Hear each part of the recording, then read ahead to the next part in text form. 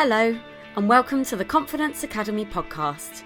My name is Lily Badcock, and I am a transformational confidence coach helping you to thrive in spite of anxiety.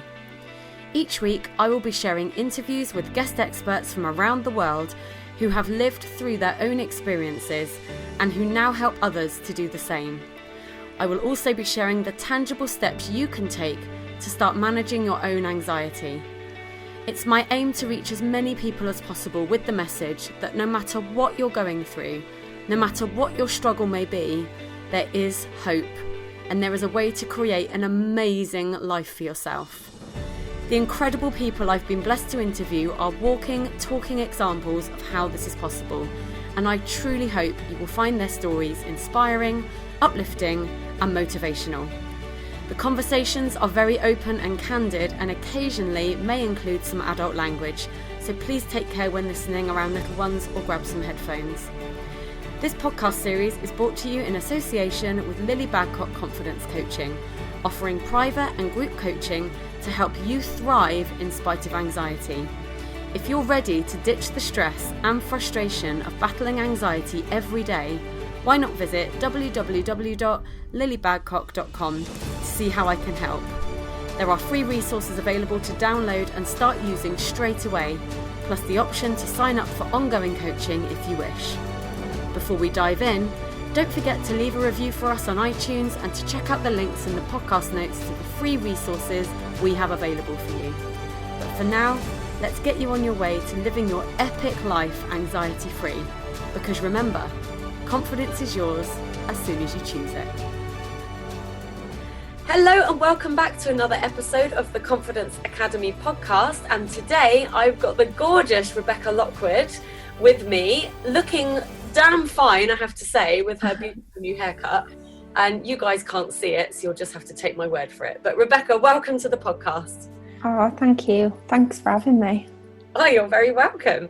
So Rebecca is a multi-passionate entrepreneur who specialises in mindset and business coaching. And she recently co-authored a book called How She Did It. And the topic of today's conversation is all around living with OCD. And I believe that was what your chapter was all about as well, Rebecca. Yes, completely. Awesome. So I'm not going to waffle on for too long, except to say a massive welcome to the podcast. Thank you for being here. And as with all of these episodes, we try to touch on subjects that are going to speak directly to the people who are possibly going through similar things. So for those of you that are listening in today, as ever, if you have any questions or if you want more information, go and head over to the podcast notes, because that's where we'll put all of the links at the end. So all of the ways that you can get hold of us, whether it's Rebecca or me. And I know we've got some links for you to put in there as well. And I also just want to mention the Facebook group that goes along with the podcast, which is called the Confidence Academy Podcast Facebook group, which is a big mouthful, but I'll pop the link in there as well. And as with all of our guest experts, they're always invited to come into the group. So if you do have a question for Rebecca, you can always type it into that Facebook group and I'll make sure that she sees it. So welcome. I'm just going to invite you to let everybody know properly who you are, what you do, why you do it, and then just to share your journey, basically. So this is another one of those episodes where we're not going to be too structured with the questioning. You're just going to share your story because it's super inspiring, and I will throw questions in as we go. And yeah, if you would just like to tell everybody your journey from start to finish. Yeah, super. Thank you so much, Lily. Thanks for having me. This feels really odd because I'm usually the person doing the interviews on my podcast. And my story is not easy to tell.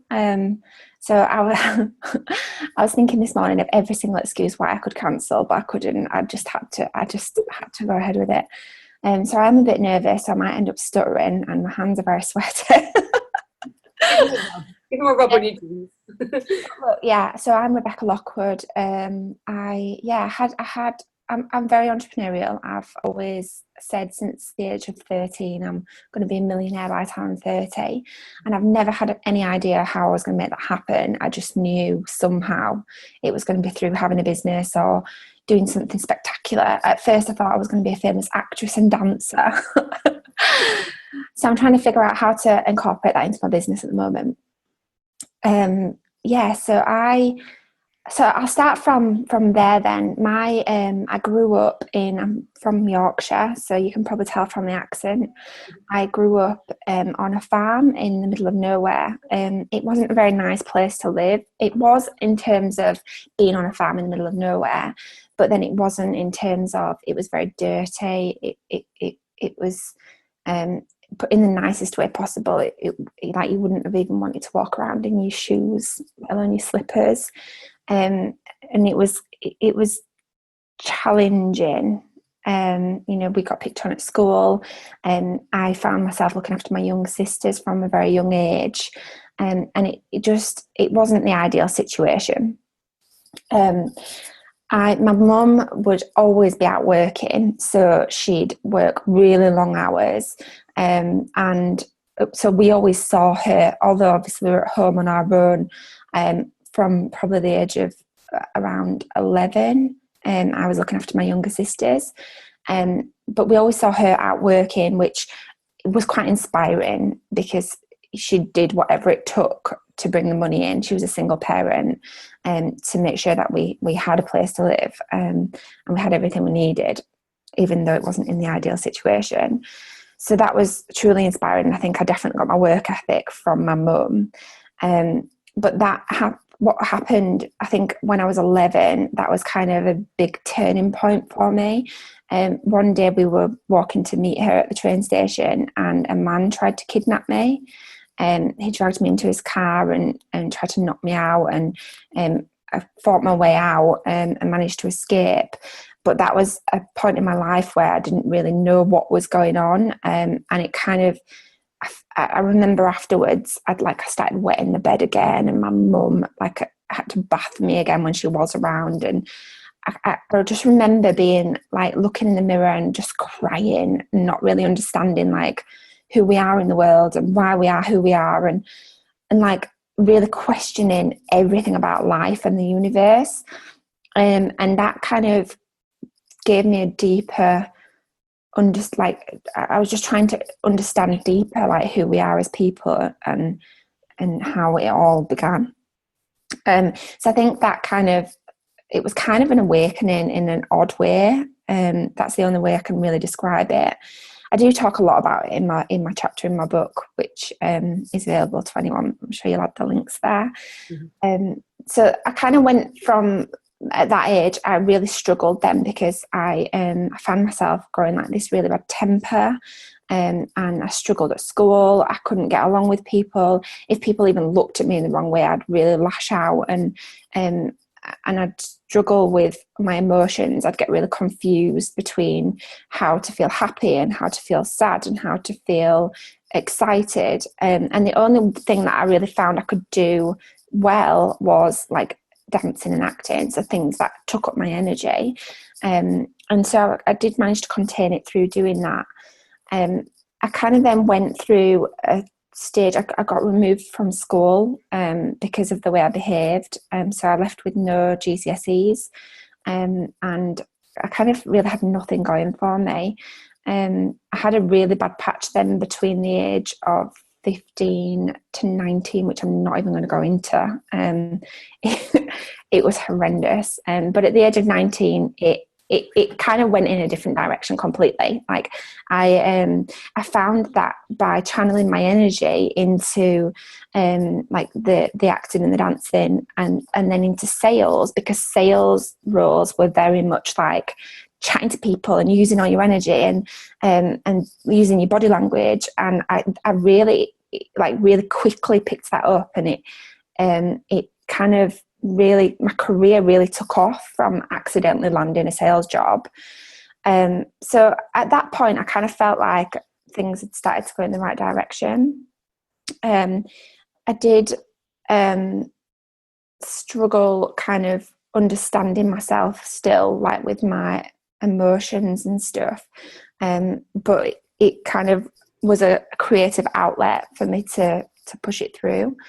And then kind of I found myself running this office, this sales office, running sales teams, training sales professionals really quickly. I don't even know how it happened, but I found myself winning these holidays for all my sales jobs, and I was making so much money, which was amazing because throughout that bad patch, I was so poor. I was living with this guy who was really abusive, and we had to steal like them 17p noodles from Netto's to be able to eat. Like, that's how low it got. We had no furniture, we had no bed. I was pregnant as well at 17, which was really difficult. So that was a really hard stage. And then kind of came out of that and like ended up, it was like overnight success. I mean, obviously it wasn't overnight because the dip happened.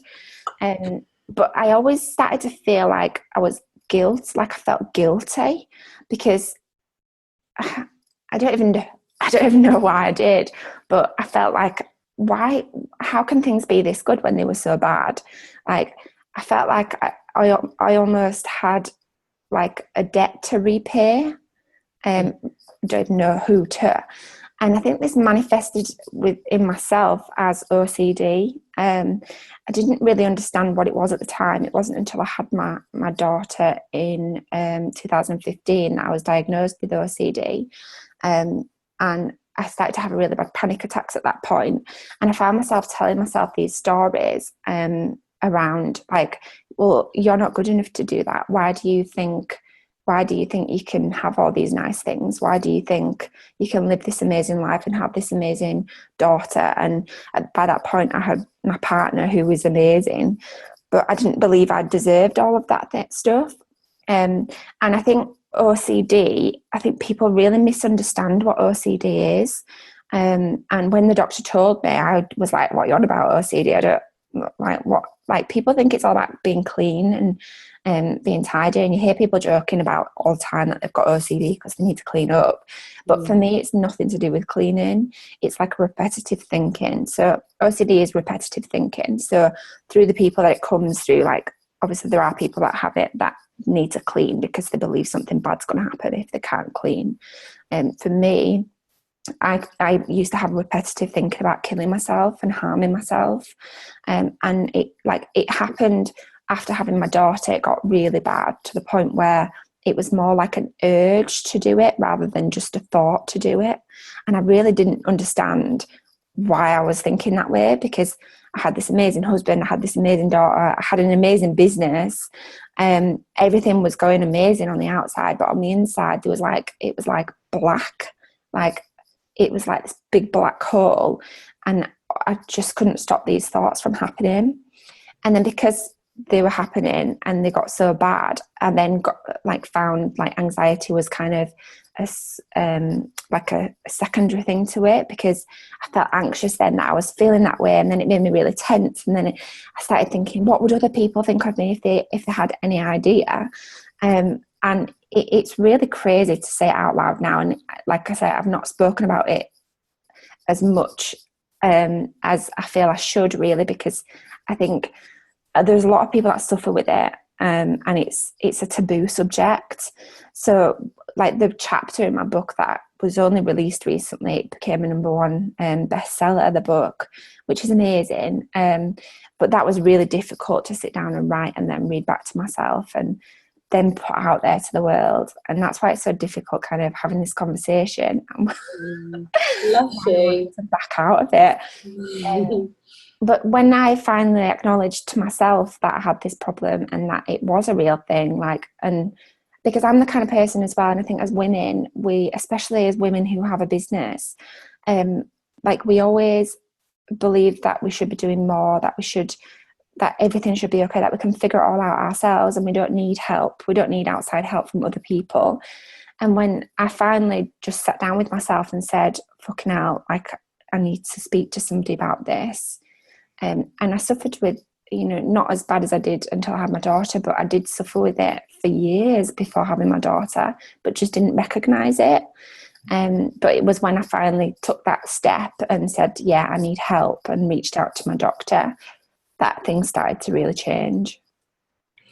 That's an amazing story. And for those of you listening, I've, in this case, I have connected with Rebecca before, because some of the guests that come on, I've obviously connected through a couple of chat conversations and that's it. But Rebecca and I are both part of the FEA, which I keep mentioning. I'm going to need to get them to sponsor the podcast. I keep bigging them up. Yeah. I keep telling people to go and join it. But we're both part of that. Amazing. Yeah, and so and Rebecca and I as well, we've got loads and loads in common, and so we've kind of had conversations, because our businesses kind of run along similar paths in as much as who we serve, and we're both expecting babies, and we've got all of these things going on, and yet I had no idea that was your story. Bless you for coming on and sharing it, first of all, because I know that's got to be really hard. But it's like with everyone I speak to on this podcast, it seems that you can really see when people tell their stories, you can see, the big kind of thing they had to deal with, and then the journey from there. And then there's always this point where it turns around, and it's always related to when they feel like they've tapped into something that's inside of them. And they start to look at it like, they ask that question, why has this happened to me? And not from a giving power away perspective either. It's more like, how can I make this count? And how can this become something that is, a positive thing in my life? And I think that's so important. And you sharing your story, I know how hard it must be.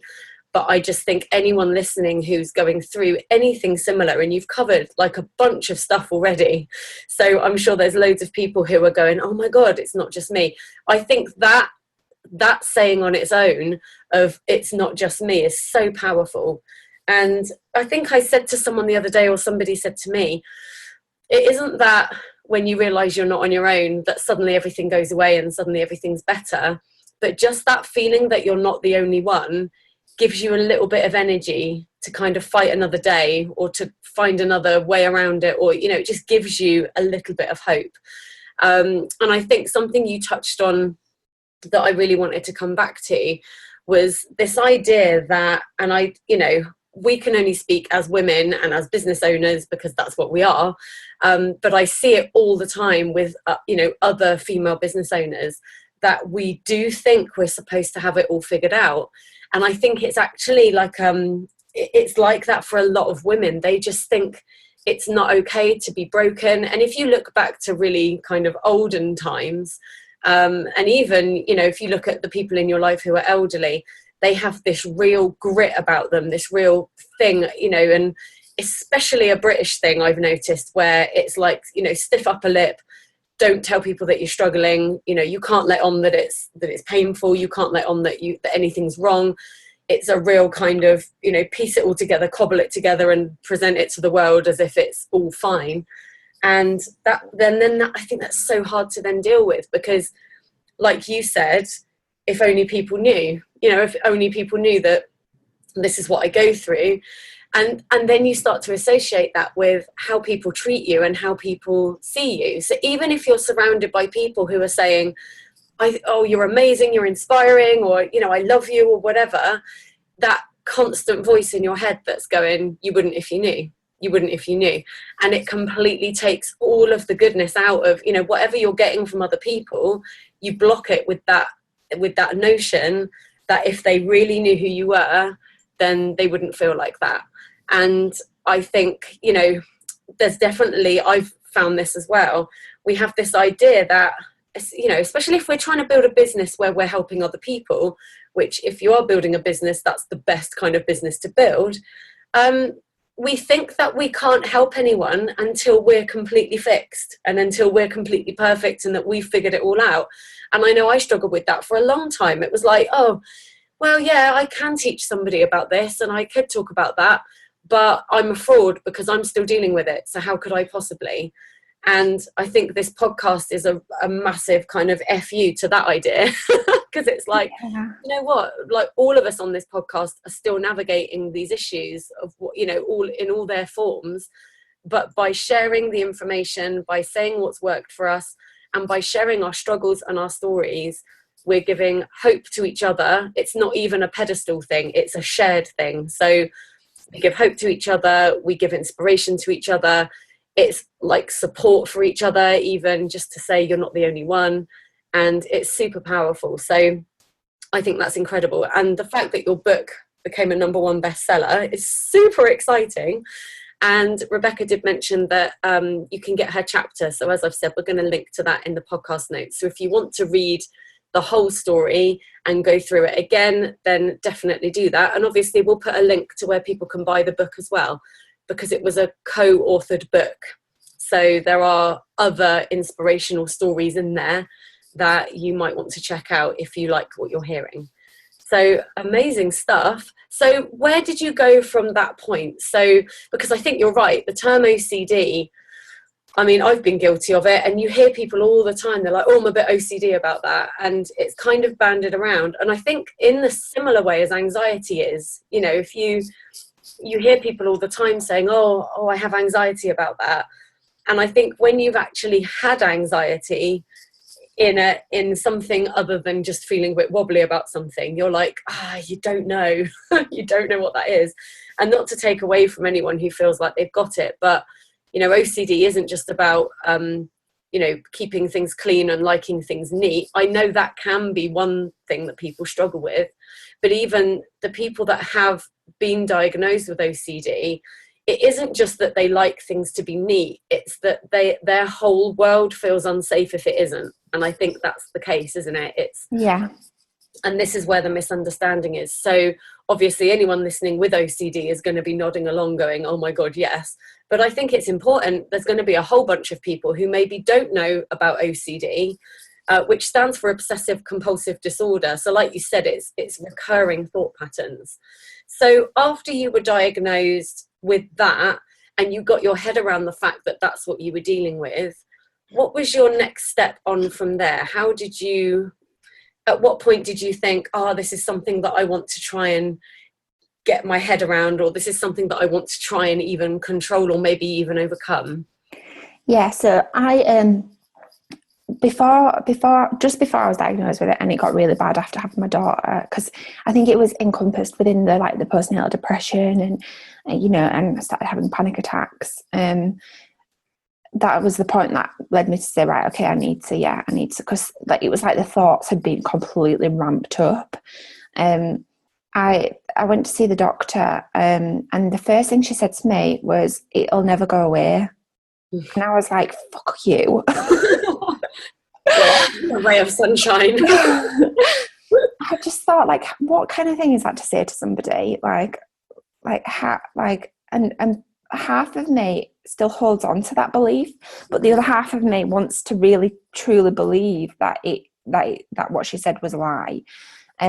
Because I do believe if you believe in something, then you can make it happen regardless of what others think.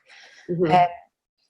But yeah, so I completely forgot the question then, sorry. But so it was just once you knew that's what you were dealing with, how did you, at what point did you think, right, this is going to be something that I want to overcome? So obviously you go to the doctor, which most people would think to do, and then she hits you with, but you're not going to get rid of it. So with that information, then what did you do?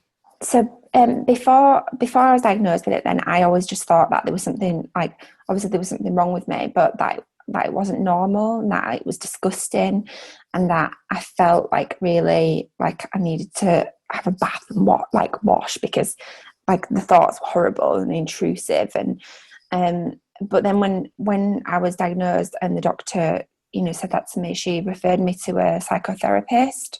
Mm-hmm. Who started speaking to me about how many other people also suffer with the same thing, and how normal it actually is, although you don't want to believe that thinking about killing yourself is normal. Mm-hmm. Or having these repetitive thoughts about harming yourself or whatever. But it really, there is so many more people that suffer with it than you realize. She showed me these surveys where people had said whether or not they think it, just normal people, and it was 80% of people think about harming themselves or killing themselves on a more of a regular basis than you'd think, which kind of made me realize that it wasn't disgusting. It wasn't, although it wasn't something that you want to have, it is quite normal, and there's a lot more people that think that way. And the reason why it ramps up within the people who suffer more with the OCD is because they then put themselves into fight or flight. Right. So it then becomes encompassed with like anxious feelings, and that's where it gets worse. So that kind of just relaxed the whole thing for me. After seeing a psychotherapist, I didn't feel as though, I mean, it did help, but there was still elements that was still there that I just felt didn't need to be. And so I then took my own steps to get hypnotherapy, which I recommend everyone with OCD or anxiety does, because after hypnotherapy, I felt it just was like whitewashed. So I went on, it kind of was an accident that this happened, but I don't really believe in accidents. So, but I didn't think to myself, oh, I'll go and study NLP and that'll help with my OCD. I ended up closing my last business. I had that for 3 years, and I struggled a lot with the OCD during that time. And I talk a lot about that in my chapter. But when I closed that business, I went back to a sales job, and I just didn't find the passion and the love for it that I once had before. And so I started looking for something else to do, and I follow Tony Robbins like he's my god. Absolutely love Tony. And one day it just hit me that he's an NLP coach. And I was like, oh my God, that is exactly what I need to do. I need to go and study NLP. And this was only 8 months after having my daughter. So I'd only been diagnosed with OCD probably 6 months prior. And when I went and studied NLP, so NLP is neuro-linguistic programming. It's all about how to be the best version of ourselves, and how to excel in everything that we do. And I studied neuro-linguistic programming and timeline therapy, which is a technique that you can use, which is similar to hypnotherapy, where you release all the negative emotions around fear, anger, sadness, and hurt. And I realised that I'd been really holding on to these negative feelings from when I was young, which is why that's where I started my story, around not feeling good enough and feeling like the way that I lived determined who I was now. And something that I often say now is like, your journey doesn't define you. Like, who you decide to be at any given moment in time is what will define you. And you can change your mind at any moment in time. It doesn't matter, because the choice is yours, and then you can act and be whoever you want to be. So when I studied NLP and did the timeline therapy, I literally, the next day I woke up after having timeline therapy, because when we trained, we did it on each other. Right. It was as though, like I just said, like I'd been whitewashed, like all the negative emotions that I'd ever felt, all the negative experience I'd ever felt in my life had been completely whitewashed. And it was as though everything was colourful. Like I did think after seeing the psychotherapist that I was better, but then after the timeline therapy, that's when I knew like that I was better. Like it was as though I'd risen up out of some darkness, which sounds crazy, and I'm not very woo-woo myself, but it was just it was like an awakening like never before. And when that happened, I also realized that I'd closed my business due to these limiting beliefs that I had, and I just knew that I had to help as many other people as possible not have to experience and not have to hold on to all that shit that I had. Yeah, so I just that's when I started reaching out to people and started the coaching and doing all the mindset work. Amazing. And I think, this comes up a lot actually on this podcast, and I'm the same. I'm a huge advocate for hypnotherapy. Anyone who's listened to the earlier episodes where I share my story will know that was one of the first things I tried after the doctor. So my doctor didn't actually, I was very, very fortunate, because my doctor didn't tell me that I wouldn't get better. He actually handed me the prescription, and as he handed it to me, he said, "You don't need these meds, but right now you think you do. So take them, but go and find another way, because there's another way." And like, he's like some kind of walking earth angel, and he looked it as well. He's a very beautiful doctor. Oh. And it was amazing, but I was very, very fortunate that that was my experience, because I know with a lot of, this is where there's a big kind of gap. I think there are the people who are very science minded, you know, very matter of fact, like they have to see results, they have to see the proof that these things work. And then there seems to be this other world where everyone's like a floating hippie going, oh, peace and love, peace and love. And I think a lot of people are kind of in the middle of that, going, I don't get it. Like, they don't get the woo-woo side, although they might like the idea of it. And the science side doesn't give them much hope often, because they're just going, well, this is how it is. But, you know, I think there's more and more people now who are starting to think, maybe I could just change my mind about that. And I think, you know, you brought up earlier that you had these beliefs. And obviously when a medical professional tells you that you're not going to get over something, even if you're a positive minded person and you're like, oh, I reckon I can, it's amazing how that belief will just take root in your subconscious. So even if you consciously think, oh no, I'm going to try, it's amazing how much of a deep root that can take almost instantly, because you trust that person, because you instantly just think, well, you know better than me, because you're a medical professional. And until half an hour ago, I didn't even know what OCD was or that I had it. So what you're telling me must be right. And I think that's so important to say, because I know there are a ton of people with various things they're dealing with, whether it's anxiety, OCD, self-harming, depression, stress, you know, all of those things all encompassed. And there are a lot of people who are of the belief that they've got it, they're stuck with it, and that's that. And I think, you know, we were having this conversation before we went live on the air, actually, about, I would never say to another human being, you can absolutely overcome this 100%, because I think there are so many variables that I don't think it's responsible to make that statement. But I do like to say to people, but what if you could? It's just what if, you know, because the way neuro-linguistic programming works is you get, you know, in a very simplified form, by the way, but you first sort of have an experience or get a thought or see something, and it creates a very, very weak little neural pathway in your brain. And then every time you see something that would compound that belief, so every time it gets, you know, it comes around again and you're like, oh yeah, that's what I believe, I've seen that before, it gets stronger and stronger and stronger until that thought becomes a belief. And then once it's a belief, it's now in charge of how you act. And we've covered this before, we've talked about this before. And I think, you know, there are a lot of people that hear things like NLP, hypnotherapy, and they just go, oh, it's a bunch of hooey, like, you know, it's just a bunch of woo-woo. It's kind of like a placebo effect. If you believe it works, then it works. And they write it off for that reason. And I just like to say, you know, I'm not here to preach to anyone about what they should or shouldn't try. But I always just like to think in my own life, I'm like, well, are you where you want to be right now? Do you have what you want right now? Or do you want to change it? And if you want to change it, then maybe all the things you've done so far haven't been enough. So why not try this new thing? If it doesn't work, you're no better off. And then you can go, oh, see, I was right. And there are people that go to hypnotherapy and they don't like it. It doesn't work for them. There are people that have CBT. For example, I know a lot of people that love CBT.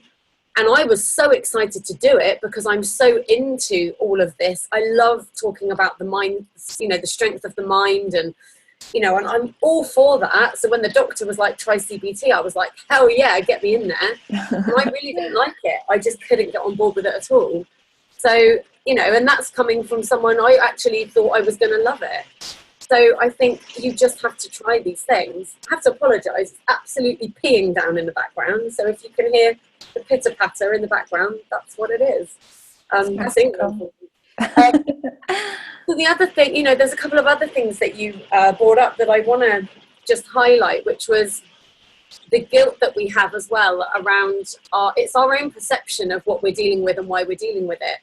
And I've had this, and I'm sure everybody can relate to this as well, that, you know, okay, so you've been told you've got anxiety or OCD or whatever it is, and then your next thing that comes out of your mouth is, I have no right to have that because I like my life, or I'm, you know, I've had a good childhood, or I'm in a happy marriage, or I like my job, or, you know, for whatever reason, and you feel like you don't even deserve to have that. You know, it comes down to that, again, that thing of what do we deserve? What are we worthy of?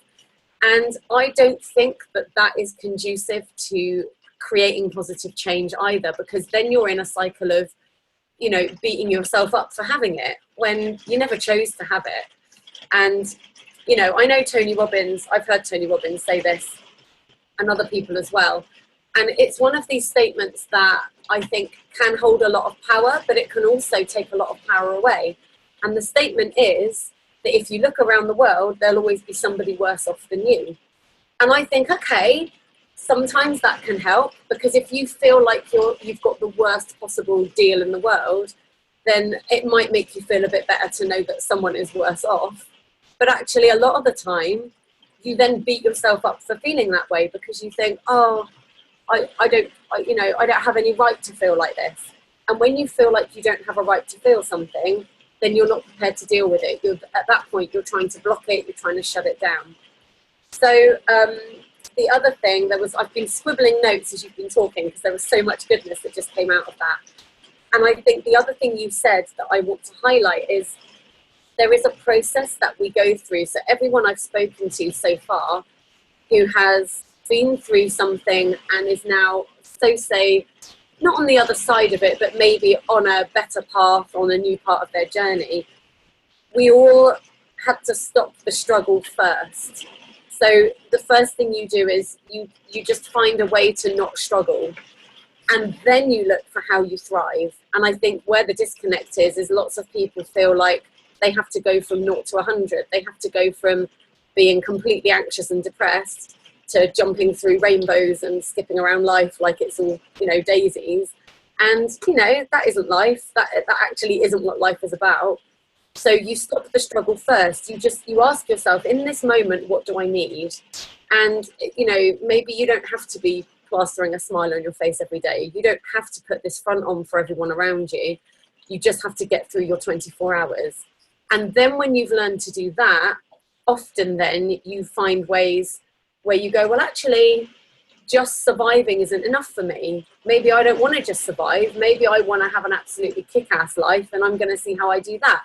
So it comes in stages, and it's an ever-evolving journey as well. And I think, you know, this is why my tagline is that you thrive in spite of your anxiety. It's not about getting rid of it or trying to be a perfect version of anything. It's just like, okay, deal with it in this moment, and then how can you feel even better in the next day and even better in the next day? So an absolute ton of goodness in there. So for those people listening who have never heard the term NLP, neuro-linguistic programming, and who've maybe never heard of hypnotherapy or all of these other things, I would really encourage you to check it out. And over in the Confidence Academy, we actually have a hypnotherapist who I've mentioned before, because she was mine, Caroline Kavanagh. And obviously, Rebecca, this is part of the work that you do as well. You actually coach people with the mindset. And I think it's important to say that nobody is saying that you're choosing to struggle in this moment on a conscious level. That's the distinction I want to make, because it is a choice, but it isn't always an easy one. And, you know, that a lot of these things we're dealing with, there are medical things as well. There are chemical imbalances that we're dealing with. There are real reasons why somebody would have a panic attack. You know, you were bundled into a car and almost kidnapped at the age of 11. Like, that isn't just something that you can just one time go, oh, I feel differently about this now, and then go on your merry way. However, through NLP and through the correct coaching, and I've experienced this myself, so I can hand on my heart say it works, you can start to see other ways of looking at the situation. So it's not about changing the situation, it's about shifting the perception of what it means. Completely. Yeah. And I think that's the whole point, because, you know, people get really angry. I've seen it happen. You know, I hang out in anxiety groups a lot, and I see a lot of the conversations. And anytime someone has managed to feel a bit better, and then they come into the group because they want to tell everyone about it, a lot of the time they get shot down because people are angry, because they're going, oh, because they feel like they're being belittled, and that their anxiety isn't real and it isn't valid, and that they're choosing to do it to themselves. And it isn't about that. It's just when you can shift how you perceive a situation, then new opportunities to deal with it are presented to you. Yeah. So it's a massive conversation to have, but I'm so pleased that you brought it up, because NLP was something I stumbled across quite early on in my journey, like 5 years ago. And I just remember when I do love stuff like this, to be fair. So as soon as I read it, I was like, oh yes, I knew there was something, like I knew there was something else I could do. And I know not everyone's going to feel like that, but if you're wondering whether it's true, whether it can work, or, if it's just something that some people can do, there are some very, very simple ways that you can prove that this is exactly how we are created. This is exactly how we live. So I always like to use the example of driving, because a lot of people drive, and I know not everyone does, but, just as an example, if you believe that your car is going to get you from A to B, in one piece, and you don't really think anything different of it, you'll think nothing about getting in a car, putting on your seatbelt and driving from A to B. But there are people who believe cars are dangerous for whatever reason. Maybe their parents had a fear of driving. Maybe they were involved in an accident, or they witnessed an accident. There could be any bunch of reasons why that belief would be different. And those people don't easily get into a car. They don't put the seatbelt on. They think, no, I'm not getting in that. It's not safe. In both cases, the beliefs are governing the reality that they then create as a result of that. The belief is causing them to act a certain way, and how you act is what creates your reality. So if you're wondering whether NLP is a bunch of hooey or just for some people, just think about something in your life right now that is a no-brainer for you, that you create every single day. And it could just be even a habit of eating a banana in the morning. You eat a banana because you believe you like it. You believe it's good for you. You believe you need to eat breakfast. We are belief-driven creatures. And when you put it through that little process, in fact, what I'll do is I'll share a graphic that I made, which, don't get excited. It's nothing groundbreaking. It's literally just the words thoughts, beliefs, action, and then reality with arrows. And it's a cycle. What you think becomes what you believe. What you believe creates your reality through your actions. And that's that. And so if you are currently experiencing something in your life that doesn't serve you, or that you don't enjoy, or that you would like to change, the first step is to look at how you think about that thing. And, and again, I've talked about this before, but we come back to affirmations. And I think, people go, oh, well, I wrote affirmations and nothing changed. Yeah, because just writing them down one time, or, a few times, isn't enough. You have to really embody the emotion of believing that. Yeah. But that's what a coach like Rebecca would help you with, because it's deep work. It takes time. It's not about, there isn't one thing you're going to do that's suddenly going to make it go away. And that can be tough, because, when you're struggling, that is what you want. But I think even just the action of taking those new steps can make you feel better, because you feel like, now I'm taking control of this, and, okay, I don't have what I want right now, or I'm struggling right now, but at least I'm not in this place where I feel like I'm stuck. I think that is the bottom of the pit, isn't it? When you just think, yeah. And I think there's a massive misconception around it as well. Like you say, like there's one end and then there's the other end. Like I'm not saying that it's like a daily process that I go through. It's a daily progress that I make. And although I'm out of the other end in terms of feeling much better and not feeling as anxious around it, it still is something every day that I have to work on. And I think, like when you mentioned about the guilty thing, like the guilt's not always just about yourself. It's about putting it then on other people around you that you love. Like I know I felt really guilty speaking to my husband, because like, how do you say to the person that's closest to you, I think about killing myself? Like, how do you say to your mum or the people that you love, I'm thinking about taking my own life. Like, it's not about you anymore. It's about somebody else, and you're putting that on somebody else. And I think that's where the guiltiness comes into it more than anything. But also by then reaching out and opening up about it, it just releases the whole tension around it anyway, which is a bit strange. Around the values and beliefs, like, the way I like to think about values and beliefs is that, like, we grow up and we have, like, our parents tell us things, our teachers tell us things, and we learn things, and they become our values and our beliefs, so the things that we believe, and we act in accordance with our values and beliefs, like you said. And I, as growing up the way that I grew up and living the way that I lived, I believed that I wasn't worthy of anything more, and I believed unconsciously that I wasn't worthy of having nice things because I never had somewhere nice to live. It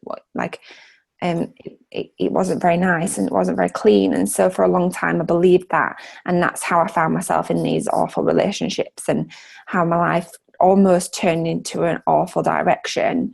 And through kind of pushing through that and working with the NLP, just in 2017, so I only studied NLP in 2016, at the end of 2016, and although my life was going in the right direction then, it then catapulted within 2017, like, literally at the beginning of 2017, just after I'd studied the neuro-linguistic programming and had timeline therapy and then hypnotherapy, I sat down with myself and wrote myself some 5-year goals.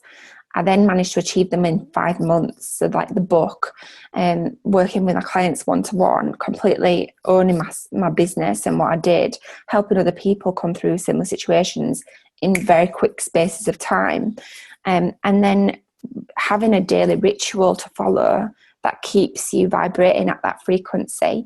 And I use them terms very loosely because, I said, I'm not very woo-woo. However, going through that and experiencing it every single day, and then also through the pregnancy, kind of stepping back from it a little bit and seeing the change of how I felt, kind of. So I'll talk you through every day what I do. I meditate, and I will myself into a space, like you were just mentioning about, you have to put yourself in there to really believe that it's possible, to really believe that you can achieve the things that you want to achieve, and visualize it as if it's already happening. You have to really put out a message to the universe and to yourself within every single inch of your body that you can make it happen, and that it can happen, and feel how it would feel as if it was happening. And then you just seem to notice the things that will make it happen. You notice the opportunities that will happen, or the opportunities that you can reach out to reach it quicker. Does that make sense? Yeah, completely. Yeah, and I agree. And I think, again, I know from my own experience that sometimes when you're in a very dark place, you don't always feel like doing those things. Completely. Because you just want to feel better, and you just can't see how just doing a bit of journaling or doing a bit of mindset work is going to help you.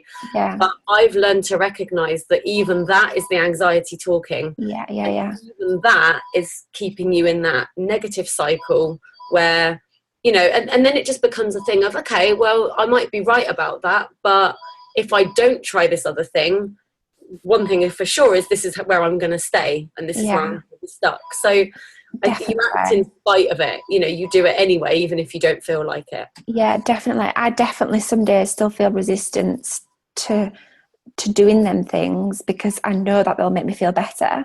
Yeah. So there is part of me that still clings on to the, oh, it's all bad, or it's, this is like labeling myself unconsciously, because sometimes I think it can be addictive feeling like shit. Yeah, it comes back to unworthiness. It's like, I know if I do those things I'll feel better, but I don't want to. Yeah. I do say to people sometimes, that's fine, as long as you recognize that you're making that choice. And sometimes I make that choice. Yeah, I was just going to say, it is a choice, isn't it? Yeah. And I think at least if you can retain your power around it, even if it means that you stay in your bed all day and, eat cookies or whatever you want to do, if you know that you did it because you realized it was a choice and that's the way you went, then at least you're empowered you know, sure, you're still having a wobbly day and you still feel like crap, but it's almost a decision. And, you know, I had one this week. I had a difficult day where a lot of very confronting stuff came up. And this is what can happen, I think, when you start to think, actually, I do deserve better, and I claim better, and I'm, you know, I step up for it, then you are going to be confronted with some stuff, and you may or may not be ready to deal with it. And up until recently, I don't think I was ready to deal with it. And so things would come up and then I'd be like, oh no, it's okay. And I could scooch around it. But I've realized that when you do that, the lesson will come back around. And that's fine. Nobody is saying you have to have all your lessons figured out and that you have to go through the fire. You don't have to do anything. That's the point. I'm just at the point now where I'm like, no, I'm going to go through the fire. I'm doing it because I so 100, you know, wholeheartedly believe 100% that I'm ready for this and that I can do it. And I feel a little bit fearless around it. So yeah, I did have a bad day. I wouldn't call it an anxious day, although anxiety played a part, because it wasn't my anxiety as I knew it. It wasn't, it didn't stem from something I couldn't understand. They were situations were coming around and kind of all in one go that needed to be looked at, and things that have happened before, whereas before I would have buried my head. And I have built strength, but it's taken time. This isn't an overnight thing, even though it might feel like it sometimes. And there's something very empowering about going, I'm not afraid of that anymore. Like, it sucks. And I, you know, don't get me wrong, if somebody was going to hand me something that meant I didn't have to go through it, I'd probably take it. But I'm kind of the realization that that challenge is the direct route to the next thing that I want. And so it's like, well, all right, because I actually know and believe that I'm always okay. And that is the shift in perception, I think. And so, you know, a lot of the things I was struggling with 5 years ago, I still struggle with now, but it no longer frightens me. It no longer defines me. And I'm sure it will change, and that's cool. But either way, I'm living my life. And I think, you know, that's such a huge message that I want to get out to people. You don't have to wait. It doesn't have to be shiny and perfect. Well, hopefully not anyway, because my life certainly isn't. Yeah, completely. But, you know, you have to feel empowered. And I think, you know, it comes from following that voice in your head, that gut instinct. So not the fear, not the loud shouty voices that keep you stuck and keep you afraid and keep you from taking action, but the little nudge of something that's like, oh, just give that a try. Or, you know, it's that little what if. Caroline Kavanagh talks about this a lot, where she's like, you know, because anxiety and anything related, we quite often will go, oh, but what if it doesn't work? You know, what if? Well, okay, if you want to ask what if questions, crack on, but maybe change the ending. What if it does work? What if I do thrive? What if I can change that? What if that doctor was completely wrong? You know, I know somebody who suffers with a really terrible back problem, and they've tried almost everything to fix it and nothing seems to work. But I know that they were told years ago that they would never heal their back. And so I think these things don't work because their belief is that they will never heal their back. And it doesn't matter what they do, the belief is the strongest thing. And, you know, I try to say, well, you know, they thought the earth was flat once, That's so true. Yeah, the amount of time, like, you know, we are all human beings, we are all learning, and we are all one. There is no hierarchy, there is no better than or someone who knows more than. There are just different experiences. And I think, I love that. Yeah, I think, you know, someone can tell you what they think and you can go, okay, that's cool. But what if you're wrong? Like, you know, this is how the world gets changed, isn't it? I heard someone say, what was I listening to the other day? Something I like to put, you know, Audible on in my car, so it would have been something. Me too. I think I'm listening to Lisa Nichols at the moment, so it might have been something on hers. I'm on with the 4-Hour Work Week with Tim Ferriss. Oh, I keep hearing about this. It's great. I do need to check it. He's got a podcast as well, hasn't he? Oh yeah, it's great. Yeah. We'll link to that. The way he thinks. Come on. The way he thinks is just amazing. Like, yeah, definitely need to check that out. That definitely sounds amazing because, you know, as people who are about to have small humans enter the world, 4-hour work week sounds cracking to me. Let's see what we can do about that. But yeah, I think this conversation I was listening to was that at one point, was it Steve? No, it was Bill Gates. I think Bill Gates approached this company and said, I need some sponsorship because I've got this vision that I want to put a computer on every desk, and and it was the big vision that obviously now it's come to life, but people didn't believe in him at the time. They thought he was absolutely nuts. And you hear about this throughout history.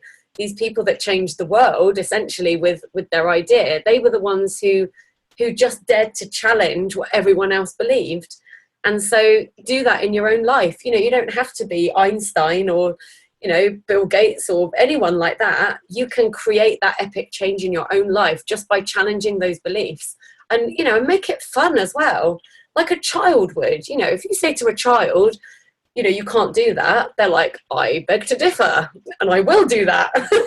Yeah. And then they crack on and do it, normally getting in trouble in the process. But it's that, I love that idea of just because you say it doesn't mean it's true. And Marie Forleo says this, you have a mind, but you're not your mind. Just because you think something, just because you believe something, it doesn't make it true. It might make it true in your world, but I love to look at all the people around the world, and I do this if I am having a real struggle with something, and if something is truly really worrying me, then I just like to think of someone who's completely different to me, and I'm like, this isn't even a thing in their world, and yet we're all human and we're all part of the same universe. So if it isn't true for them, it needn't be true for me. It's just something I'm hanging on to right now. Yes, so I love that. Superpower in all of this. And, as I say with everything, don't knock it till you try it. Just give it a try. And it all starts with a decision to want to feel better. And, even if 1,000 people have told you that you will never be better than you are, challenge that. It's your life. Why would you let anyone tell you that? Especially because it feels horrible to hear. It's like when your doctor said, you'll have this forever. Screw you. No, I won't. Yeah. Or even if I do, what does that even mean? That's the difference. It's like, well, all right, maybe I will have it forever, but maybe that would be the best thing that ever happened to me. Let's think about it that way. So, I love that. So I always wrap up these podcasts with the same question, so it's no different for you. If you had a megaphone and the ability to reach every anxiety sufferer in the world, what would your inspirational message to them be? So there's a quote that I use all the time, and I think that goes for everybody in all walks of life, no matter who you are, no matter where you are, no matter what you suffer with, no matter what your challenge is right now. And I think that I've kind of started to talk about that quite a lot throughout this interview as well. And it is that, that you have a choice at any given moment in time, that your time is now. Because you can, yes, you can achieve anything you want. You can do anything you want. You can be anyone who you want. You just have to decide that you are going to, and then take action. Yeah, I love that. And and if you're listening going, oh, that's a load of rubbish, challenge that. Just try it anyway. Thing is, to me, it doesn't, I try not to get myself wrapped up in just, it is what it is.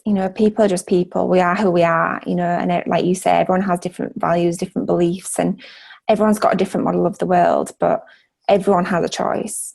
Mm-hmm. Everyone can decide that the time is now, and everyone can take action. Yeah. I love it. And there is a saying, actually, again, it's probably Marie Forleo that said it, where... Love Marie. Yeah, I know, I love her as well. But, she'll say, it's so easy to feel overwhelmed. It's so easy to feel like, but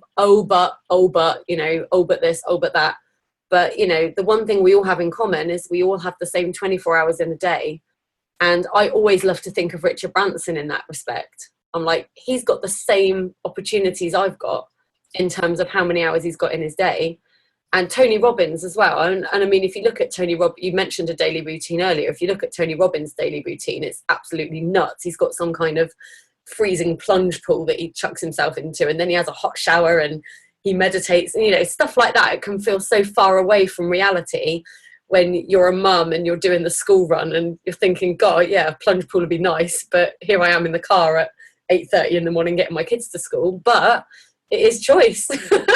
You can make a shift, and all right, you might not shift that drastically, but you can choose how you use your time. So something I like to do every single day is listen to or read something that's inspiring, motivating, something that's it's raising the vibration, but you don't even have to be woo-woo about it. It just makes you feel good about yourself.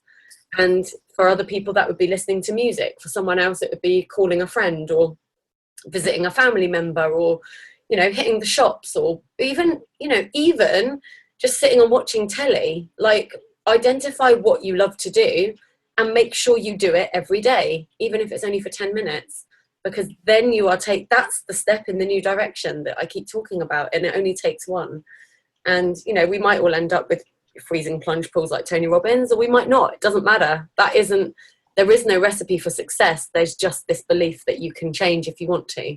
So I love that megaphone message. Super important. Thank you. So if people would like to reach out to you, how can they find you? Where are you online, etc.?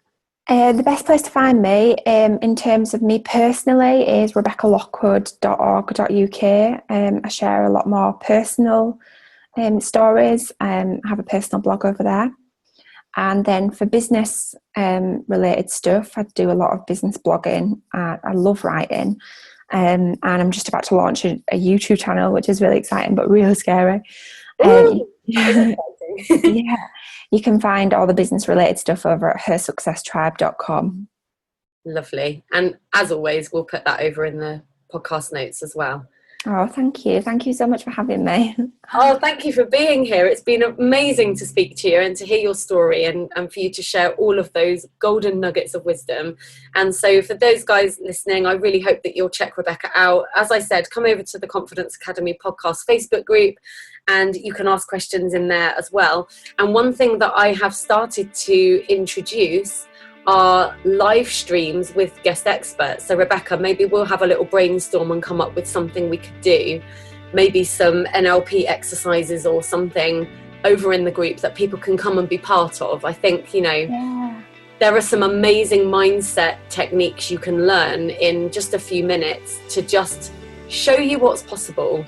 And I think that's the thing, just whet your appetite, just give it a try. So we'll have a brainstorm and we'll set that up and make sure that happens. Yes. But in the meantime, thank you so much for being here and for sharing your story with us. And to everyone else listening, I hope, as always, that you found this very inspiring, very motivational. If you have questions, please get in touch. We'll be back next week with yet another episode. And in the meantime, please remember that confidence is yours as soon as you choose it. How apt is that today after our conversation? It really is. Confidence is yours, or whatever you want is yours as soon as you choose it. So choose wisely, and I'll be back next week. Thanks for listening. Bye-bye. And that's us done for another episode. I hope you're now feeling uplifted, inspired and motivated, and ready to start making those positive changes starting today. If so, you can connect with me and my guest experts over in the Confidence Academy Facebook group. We will support you and cheer you on every step of the way and help to hold you accountable as you create your epic life. You will find all of the relevant links in the podcast notes. And if you love this podcast series and you'd like to support it further, then please visit www.patreon.com and find out how you can score some additional training and resources by becoming a patron of the show. Your support means I can dedicate more time to finding the very best experts to share their valuable knowledge and stories. You can support the show from as little as $1 a month, so do please click the link if you can help. Thank you so much for listening, and if you have any feedback for the show or suggestions about future topics you'd like me to cover, please get in touch. In the meantime, I'll be back soon with another new episode and another amazing guest expert.